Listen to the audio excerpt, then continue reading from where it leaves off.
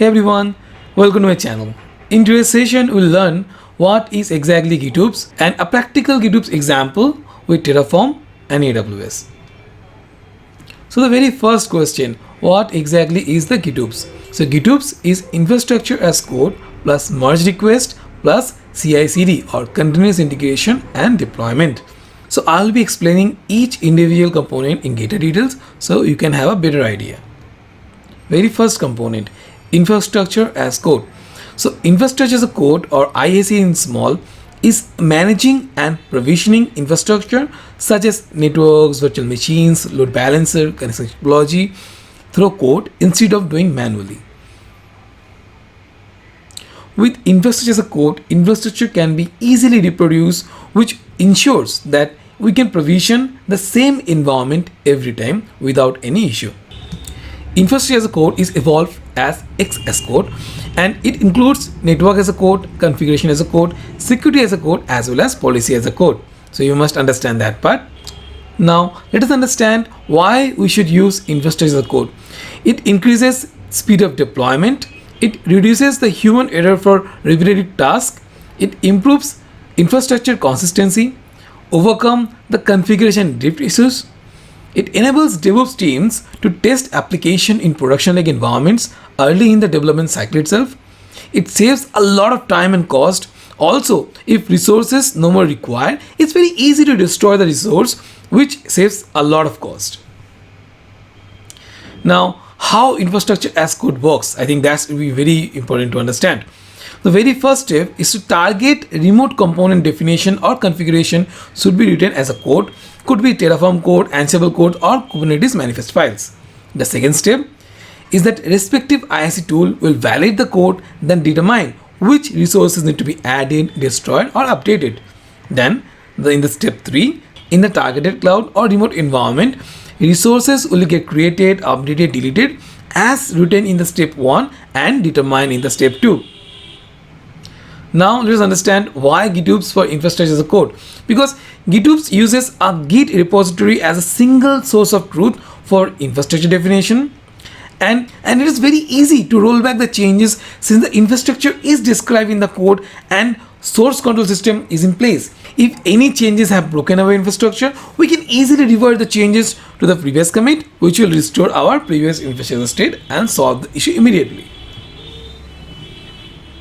Now let us understand how the GitOps merge request flow works, because merge request was also a component of the GitOps, right? As you can see in the diagram, the developer will create the branches for the changes, and as soon as they create the pull request, the CI pipeline will run and validate the changes and run automated test. If it's all good, it could be automatically approved or manual approval if needed. After the approval happen, it will merge with the main branch, or you can say in the master branch. Then that changes will get deployed to the actual environment by the CD pipeline. Okay.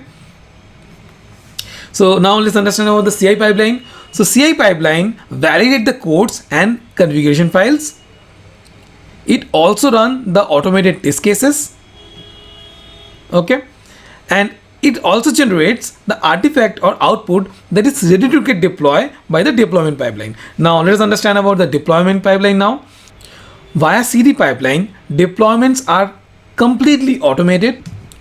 Any configuration drift such as manual changes or errors is overwritten by GitOps automation, so the environment covers on the desired state defined in Git. If any issue, then rollbacks are super easy as well. Simply revert back to the previous stable commit and that's it. While talking about the CD, we have to understand there is two kind of CD pipeline strategies there. The first one is the push deployment and the second one is the pull deployment. Now let's understand about the first push deployment. Okay, so in push-based deployment, it's a very common one, and as example could be Jenkins, GitOps CI/CD, Circle CI, or Travis CI, where if the file CI/CD is done, after that it will directly deploy the changes to the remote infrastructure. Now let's understand about the pull-based deployment, where in the infrastructure there will be a agent running which will always look for the changes, and if there is any change, it will pull the change from there and will deploy it to the actual remote infra. Now that we have covered all the individual components, let us briefly discuss about the benefit of GitOps. So the very first benefit, so just like the CI/CD pipeline for the application help delivering application update faster and often, similar way GitOps CI/CD pipeline help us make environment updates are very faster and very often. The second benefit, since the environment is always in sync with the Git source code, it serves as a single source of truth. Third benefit, if there is any error happen in the production environment and it goes down unfortunately, it's very easy to find out why it happened from the source code itself, and by running git revert we can easily revert or roll back. The fourth benefit, with GitOps everybody in the team doesn't need access to the infrastructure. They only make necessary changes related to the infra via the Git repo only. Then the senior engineers or release manager approve the PR request after the review, and then only the actual environment changes get updated. It increases the security. Now we have covered a lot of theory, isn't it? It's time to the show off part, which is the actual practical demo. So let's get started with the demo. Before going with the actual demo, let's understand the source code first. Okay, here I'm mentioning Terraform version should be more than 0.12 and I'm using backend as S3. You can see that I'm mentioning the bucket, key and the region. After that, I'm mentioning the provider as AWS, and then I'm mentioning the region, and I have the variables in the variables.tf file. If you want, you can like add any variables name you want. I did according to my suitability. Now going down, I'm creating the DVC, I'm creating the internet gateway, internet access, the subnets, then the security group, the security group for the ELB. After that, I'm creating default security group, and after that I'm creating the AWS ELB for the web. Then I'm creating AWS instance, naming it web, and immediately after that I'm creating the IAM role for the build projects and getting the IAM role policy for the build project. And here you'll see I'm allowing all the access, because while creating the infrastructure we may create any kind of resources, right? But of course, for better security purpose, you can just add whatever access you actually need, or actually whatever resource you want to actually create, you can do that way. Okay, but for the demo purpose, to make it more simple, I'm just going with that. Okay, now we are creating the AWS CodeBuild project, naming it infra app build. After that, we are creating the IAM role for the CodePipeline, and then IAM policies for the CodePipeline. Then we are going down. Here we are creating the actual pipeline and the source, and here we are mentioning the infra project repository. If you go here, the branch is master and the project repository name is the GitOps Terraform, where actually you are storing all this code. So there, if you have to go to the CodeCommit, and this is the project GitOps Terraform. And don't worry, all these source codes will be available in the GitHub, so just find the link below. Okay, now you can see all the files that I have here in the local, I have pushed to the Git, isn't it? Now let's go down. The first step is the source step, and in the pipeline second stage is the test and deploy. Okay, and you can see in the Buildspec.yml, which actually run in the CodeBuild project, here we are first installing the Terraform in the installation phase. In the preview phase, we're not doing anything. In the build phase, we are going into the main source folder. Then you are running the Terraform init to initialize the project. Then we are running Terraform validate to make sure all our codes are valid codes. And then after that, you are running the TF action. Now this TF action actually coming from the main TF. You can see it here. While supplying the environment variables, they itself are mentioning what is the TF version and what is the TF action. Here action part is applied, because whatever code change we have made in the main.tf, that all will get applied via this Buildspec.yml here. And just the versioning I'm mentioning here, because that is no more required.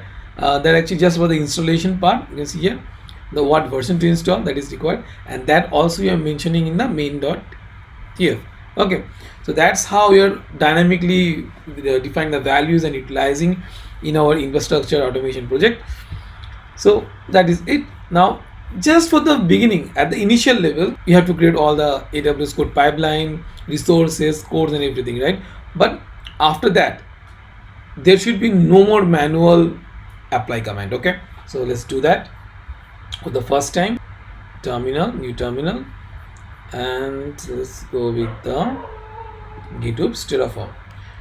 And the very first command we'll be running is Terraform init. It will initialize the Terraform project and the backend, all the necessary resources. You can see it's initially the provider plugins, whatever required actually. After that done, let's clear it, and then we'll run Terraform validate, just like we are doing in the CI scripting. And you can see there is some problem here. So the problem is in line number 211. So let's go there, Control G, 211, and you can see the type is Linux container. Okay, now again let's try to do Terraform validate. So any mistake you did, see, that will get if you can find out just by running the Terraform valid command. Okay, now all looks good. After running the Terraform valid command, let's run the Terraform plan command. So if you run this command, it will show what are the resources that's going to get created, and it's just for the verification part. Anyway, when you run the Terraform apply command without auto confirmation, there also you will see what are the resources going to get created, just like this. And if you're okay with that, then say yes. So now we think all is looking fine. So we'll run Terraform, then apply, and again it will, just for the confirmation part, will list all the resources that is going to create, and we'll ask for the confirmation. See, and we will say yes. Once we do it, you will see right now we don't have any code pipeline, say, or any instances. So let's first go to the code pipeline.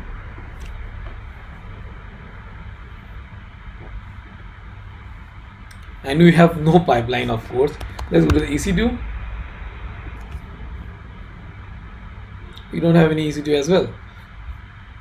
Now, as the code get processed here is creating the resources, updating, creating whatever actually necessary to get the desired state, it will do it.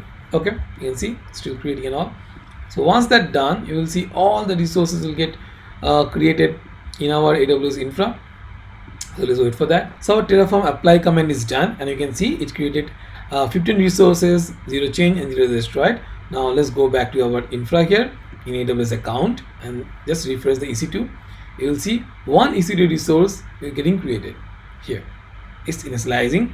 Similarly, if you go to the pipeline, there you will see one pipeline project got initiated. Similarly, if you go to the code build, one code build project also get initiated. Let's go to the pipeline here, and it automatically started the build process as well as the deploy process. You can see here the build succeeded, and if you click on the details of the build process, you can see phase is going all success, and if you can come in here, and you can see all the logs are happening.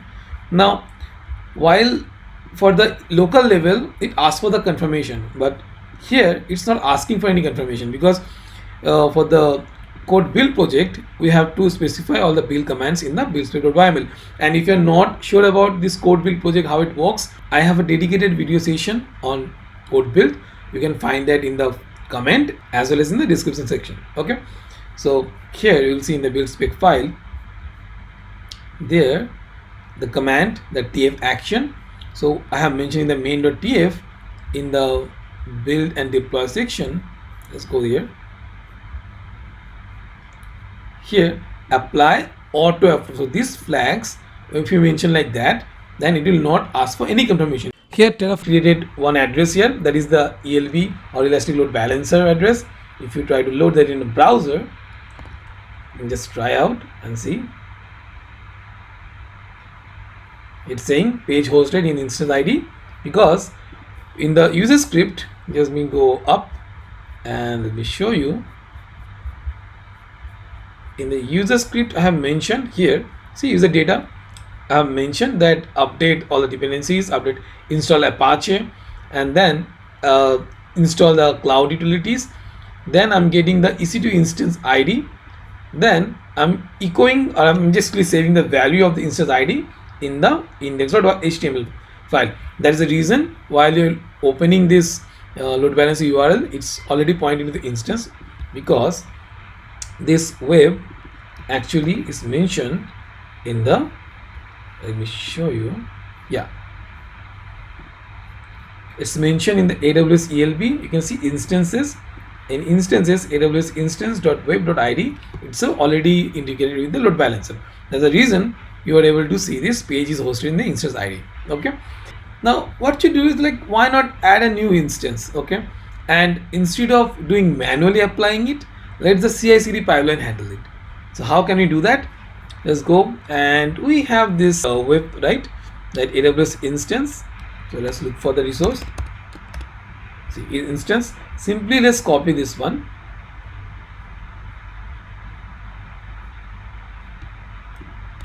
Now if you remember that it's supposed to happen by the merge request, isn't it? So let's create a new branch as b, and let's call it new instance request. Okay, it's done. Now in this branch we'll create instance, because suppose that junior developer or the core developer doesn't have the access to the infrastructure, they cannot simply run it right here. They don't have access to the master branch. Just for example, they have only way to do via the merge request. Now in that case, let's copy this one, and let's say we are calling that in new instance as web 2. So let's do that.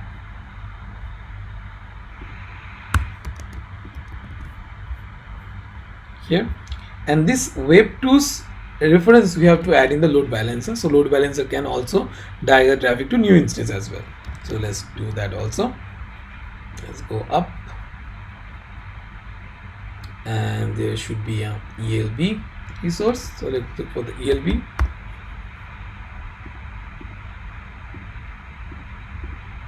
Yeah, AWS ELB. There, here instances in the array, let's add this one. So AWS instance dot web2.id. Okay, and you're done. So we have added the new instance reference as well as added that reference to the load balancer. Now let's save the changes, commit it, and say new instance request. Now it could be any resource. Okay, I'm here for this example showing it some EC2 instance, and then push that to new instance request, and we have successfully pushed it. Right now, as soon as it's done, let's go to our code commit here.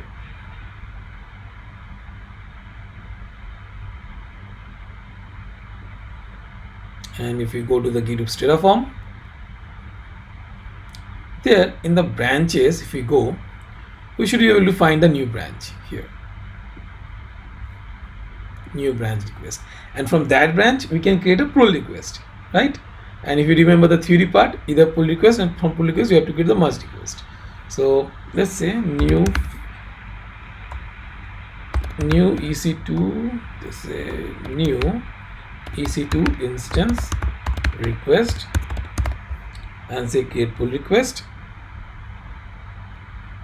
and it's done. And as soon as we merge it, it will create the creation process. So suppose there is a senior engineer or the release manager is there who will review that, what is the request, what is the code, because code itself works as a documentation. So looking at the code, what is the new change going to happen from here itself. So in the commits, and say changes, from the changes they can see, okay, this new resource going to add, and what other things going to happen, that engineer or the release manager will review, and if all looks okay, then he will do merge. Just wait for that, and you can see fast forward merge, and we'll go with that only. So create a merge pull request, and it's done. So the changes is now merged with the master. Now go to pipeline here,